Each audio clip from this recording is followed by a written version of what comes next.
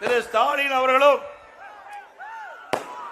திரு உதயநிதி ஸ்டாலின் அவர்களும் எங்கே பார்த்தாலும் பேட்டி கொடுக்கும் போதும் சரி, பொதுக்கூட்டத்தில் பேசுகின்ற பொழுதும் சரி, அவர்கள் சொல்லுவது 2026 சட்டமன்ற தேர்தலில் திமுக 200 இடங்களில் வெற்றி பெறும் என்று ஒரு பொய்யான செய்தியை மக்களிடத்திலே பரப்பிட்டு இருக்கிறாங்க. திரு ஸ்டாலின் அவர்களே, இந்த குன்னம் பகுதியில் வந்து பாருங்க, மக்களுடைய எழுச்சியை பாருங்க. இந்த எழுச்சியே குன்னம் சட்டமன்ற தொகுதி வெற்றி பெற்று விட்டது. இது ஒரு எழுச்சி பயணத்தில் மேற்கொள்கின்ற நிகழ்ச்சியா நாம் பார்க்கல. நம்முடைய சட்டமன்ற உறுப்பு வேட்பாளர்கள் வெற்றி பெற்று வெற்றி விழா காண்கிற காட்சியா பார்க்கிறோம். அந்த அளவுக்கு எழுச்சி மக்களிடத்திலே பார்க்கப்படுகிறது. திராவிட முன்னேற்ற கழக ஆட்சி எப்பொழுது அகற்றப்பட வேண்டும் என்று நிலையில இருக்கின்றார்கள். ஆக நீங்கள் 200 இடம் கனவுல பார்க்கலாம், கனவு காணலாம். ஆனால் நிஜமா அண்ணா திமுக தலைமையிலே அமைக்கப்படுகிற கூட்டணி 210 இடங்களிலே வெற்றி பெறும். 210 இடங்களிலே வெற்றி பெறும். இன்றைக்கு திரு ஸ்டாலின் தலைமையில் அமைக்கப்பட்ட அரசாங்கம் 50 மாத காலம் உருண்டு ஓடிவிட்டது. இந்த 50 மாத ஆட்சி காலத்தில் பெரம்பலூர் மாவட்டம் குன்னம் சட்டமன்ற தொகுதிக்கு ஏதாவது ஒரு பெரிய திட்டத்தை கொண்டாந்துருக்கிறாங்களா? அதற்கு இந்த தொகுதியில அமைச்சர் வேற, இந்த தொகுதியில அமைச்சரா இருக்கிறார். இந்த வாக்களித்த மக்களுக்கு ஏதாவது ஒரு பெரிய திட்டத்தையாவது கொண்டாந்துருக்கீங்களா? ஒண்ணுமே கிடையாது. இன்றைக்கு 50 மாத காலமாக திராவிட முன்னேற்ற கழக ஆட்சி தந்திரமா மக்களை ஏமாற்றி இன்றைக்கு ஆட்சி செய்து கொண்டிருக்குது. எப்ப பார்த்தாலும் ஸ்டாலின் பேசுகிறார், மகளிர் உரிமை தொகை நாங்க மாசம் 1000 ரூபாய் கொடுக்கிறோம்.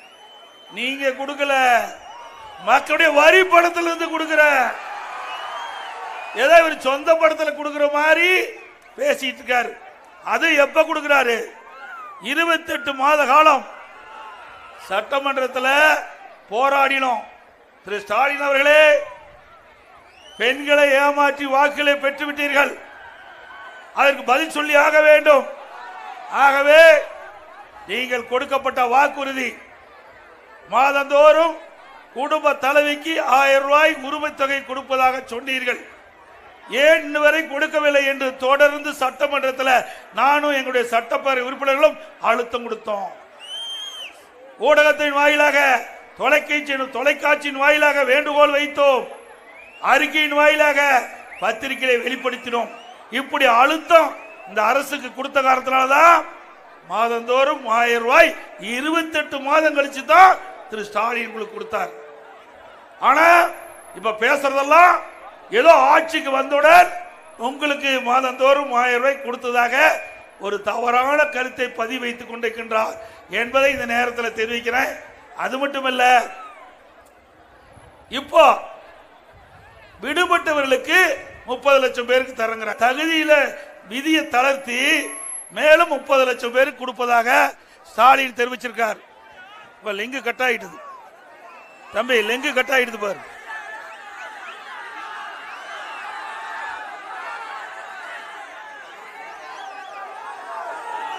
எடுக்குதா? ரைட்.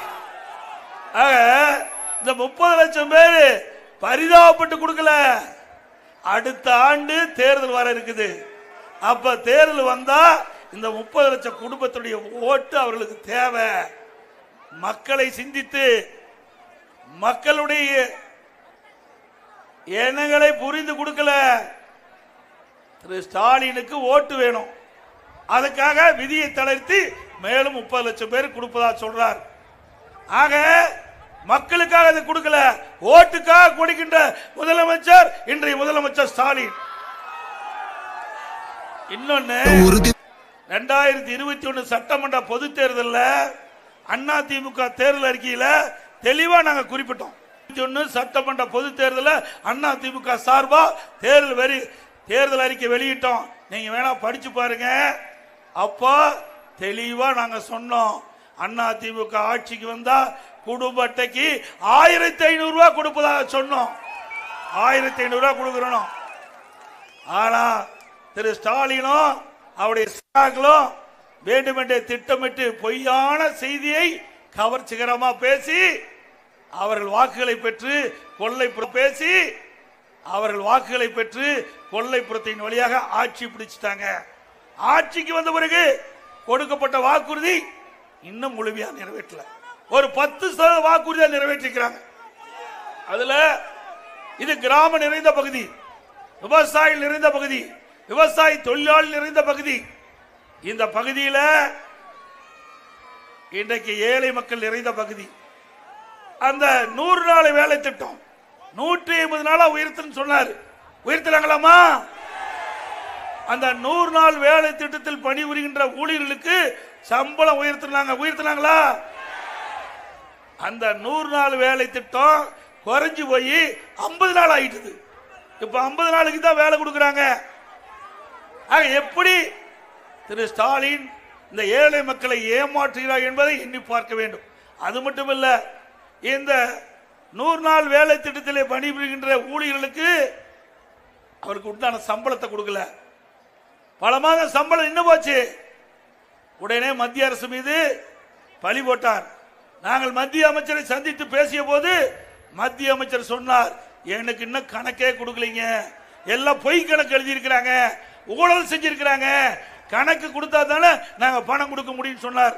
நாங்க சொன்னோம், பரவாயில்லைங்க, அவர்கள் எவ்வளவு கேட்கிறாங்களோ அதுல ஒரு பகுதியாவது நீங்க கொடுன்னு சொன்ன உடனே மத்திய அமைச்சர் நான் நேரடியாக டெல்லி சென்று அவளை சந்தித்து பேசிய போது ஏழை மக்களுடைய கஷ்டங்களை எடுத்து சொன்னவுடன் 2999 கோடி முதல் கட்டமாக ரிலீஸ் பண்ணாங்க, பணத்தை விடுவிச்சாங்க.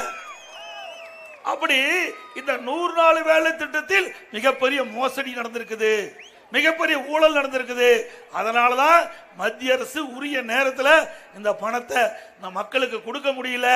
இவர்கள் உரிய முறையில் கணக்கு கொடுத்திருந்தா நமக்கு வர வேண்டிய பணம் உரிய நேரத்தில் வரும். ஆக ஏழைகள் வயிற்றில் அடிக்கின்ற ஒரே கட்சி திமுக கட்சி, திமுக அரசாங்கம். இன்னொன்னு, இந்த கொடி எப்படி பறக்குது? கொடி பறக்குது பாத்தீங்களா? இது எதனால பறக்குது? எதனால பறக்குதுங்க? காத்துல பறக்குது. காத்த கண்ணால பார்க்க முடியுமா? இந்த மாவட்டத்தில் ஒரு மத்திய அமைச்சரா இருந்தாரு. கண்ணில் பார்க்க முடியாத காற்றில் கூட ஊழல் செய்த கட்சி திமுக கட்சி. அந்த கண்ணில பார்க்கவே முடியாத காற்று, அந்த காற்றிலையும் ஊழல் செய்த கட்சி திமுக கட்சி. இவர்கள் எல்லாம் திமுக மத்தியில் அமைச்சராக இருக்கும் போதே கைது செய்யப்பட்டு சிறையில இருந்து வெளியில் வந்தவர்கள். இவர்கள் பேசுறாங்க நாட்டு மக்களுக்கு நன்மை செய்வோம் என்று. இவர்களை நம்பி ஆட்சி ஒப்படைத்த காரணத்தினால் மக்கள் துன்பத்திலே வாடிக்கொண்டிருக்கிறார் என்பதை நேரத்திலே நினைவூட்ட கடமைப்பட்டிருக்கிறேன். இந்த ஆட்சியில மக்களுக்கு என்ன நன்மை கிடைச்சது? கிடைச்சிருக்குதா? இன்னொன்னு பேசுறார் உதயநிதி ஸ்டாலின் அவர்கள். இன்றைக்கு திமுக ஆட்சியில போடப்பட்ட திட்டங்கள் இதையெல்லாம் மக்களுக்கு எடுத்து சொல்றதுக்காக திமுக சொல்லி பார்த்தாங்க, முதலமைச்சர் சொல்லி பார்த்தாரு, துணை முதலமைச்சர் சொல்லி பார்த்தாரு.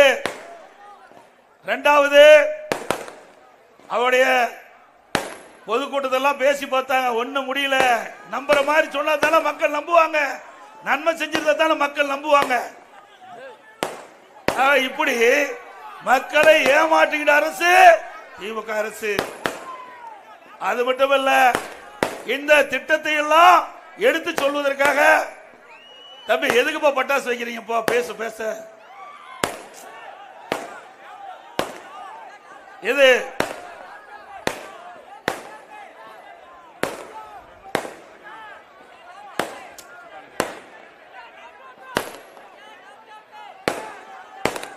இதுல பாத்தீங்கன்னா 4 தலைமைச் செயலர் அந்தஸ்துல 4 பேர் நியமிச்சு தினந்தோறும் பத்திரிகையில பேட்டி கொடுக்கணும்.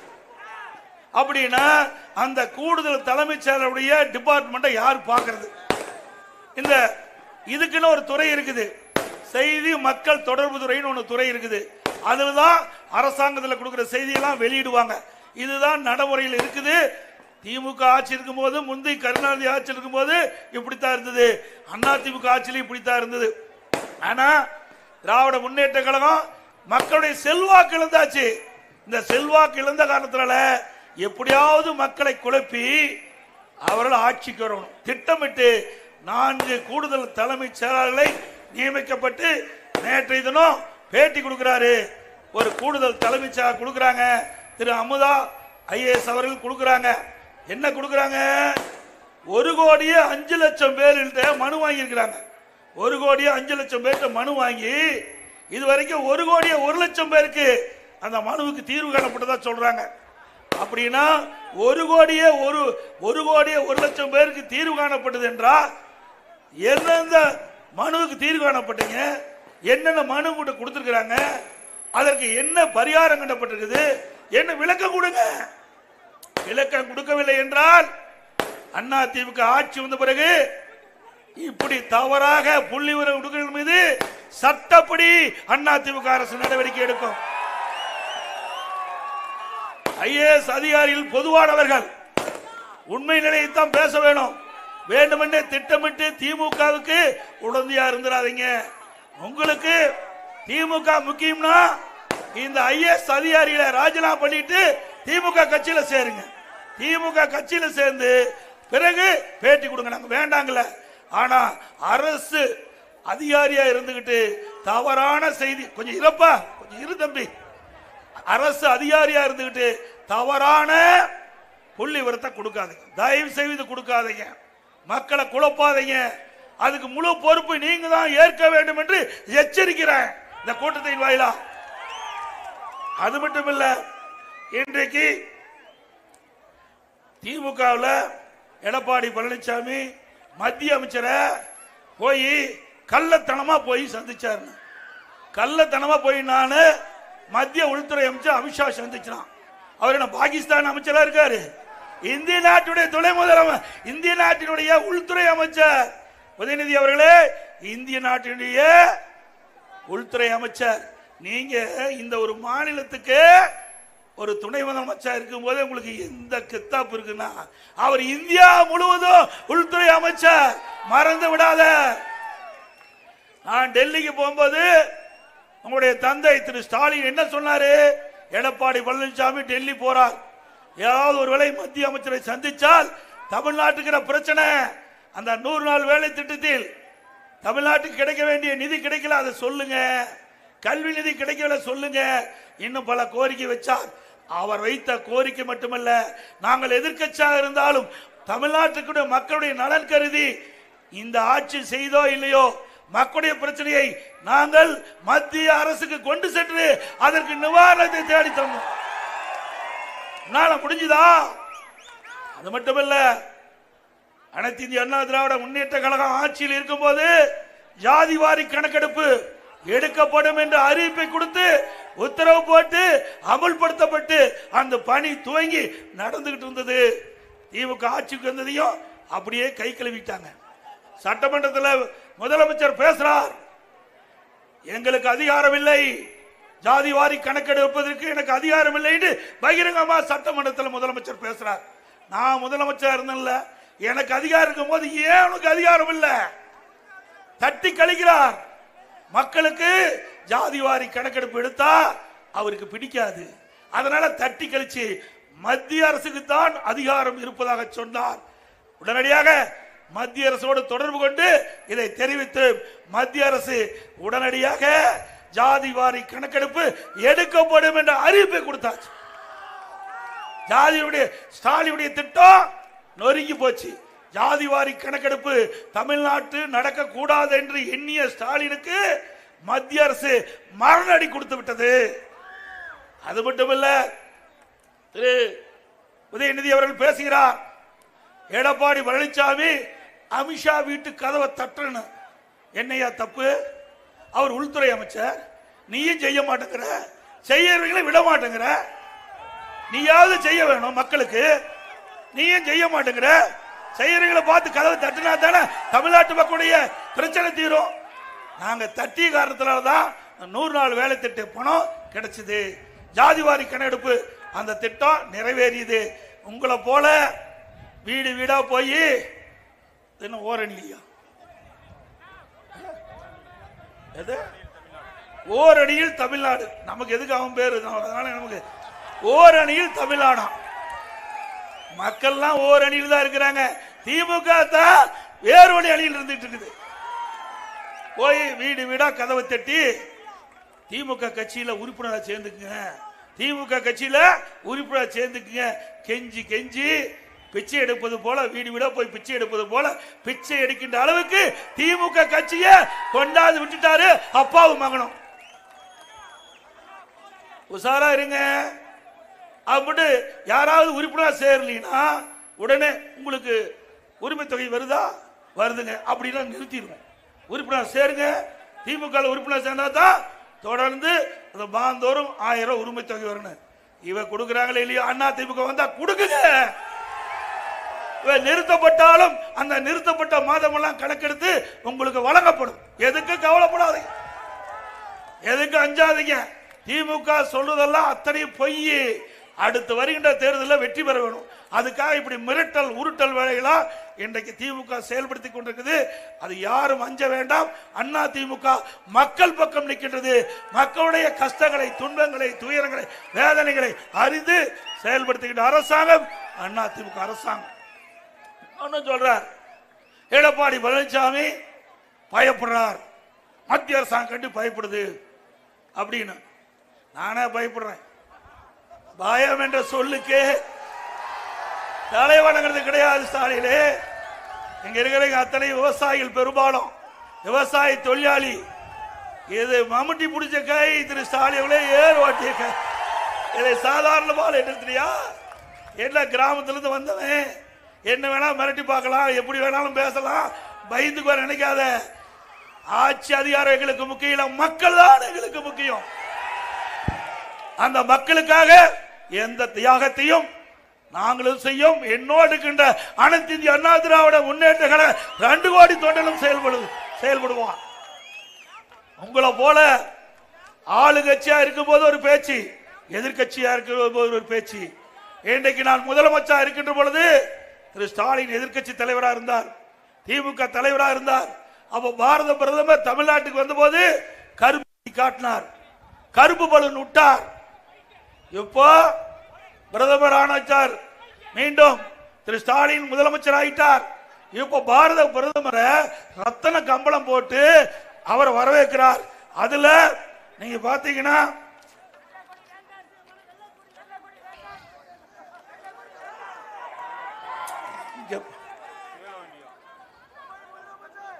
இன்றைக்கு பல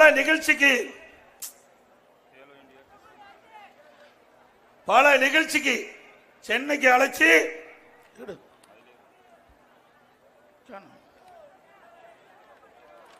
என்னென்ன நிகழ்ச்சின்னு இந்த நேரத்தில் நான் குறிப்பிட விரும்புகிறேன். அதில் பார்த்தீங்கன்னா முதலாக திரு ஸ்டாலின் வந்து பாரத பிரதமரை சென்னைக்கு அழைச்சி அங்க வந்து ஒரு கலைவாணரங்கில் பல திட்டத்துக்கு அடிக்கல் நாட்டினார். அப்போ கலை நிகழ்ச்சியெல்லாம் வச்சிருந்தார். அப்போ பிரதமர் நல்லவர். அதுக்கு பிறகு கேலோ இந்தியா யாரு, உதயநிதி ஸ்டாலின் நடத்துறார். அதுக்கு பிரதமர் அழைச்சிட்டு வந்தாங்க. அதோட செஸ் ஒலிம்பியா அந்த இதுக்கு, அந்த விளையாட்டுக்கு அங்க அழைச்சிட்டு வந்தார். அப்பெல்லாம் பிரதமர் நல்லவர். இப்போ தேர்தல் வந்துட்டா எதிரானவர். இப்படி நாடகம் ஆடிட்ட ஒரே முதலமைச்சர் ஸ்டாலின் அவர்கள் தான். சேர்ந்துட்டா மதவாத கட்சி திமுக 1999 அப்பொழுது பாரதிய ஜனதாவோட நாடாளுமன்றத்தில் கூட்டணி போட்டு வெற்றி பெற்று திமுக இருக்கிற அமைச்சரானாங்க. படம் பாரு, கருணாநிதியும் முரசொலி மாறனும் எப்படி வாஜ்பாய்க்கு ஒத்துவதுறாங்க பாருங்க. ஐயா, அப்பெல்லாம் மதவாத கட்சியா தெரியல, பாரதிய ஜனதா கட்சி மதவாத கட்சியா தெரியல. அண்ணா திமுக பாரதிய ஜனதாவோட கூட்டணி வச்சா அது மதவாத கட்சி. 2001 சட்டமன்ற உறுப்பினர் தேர்தல் வந்தது. அப்ப பாரதிய ஜனதா கட்சியோட திமுக கூட்டணி வச்சது. இவர்கள் கூட்டணி வச்சா சரி, அண்ணா திமுக கூட்டணி வச்சா தப்பு.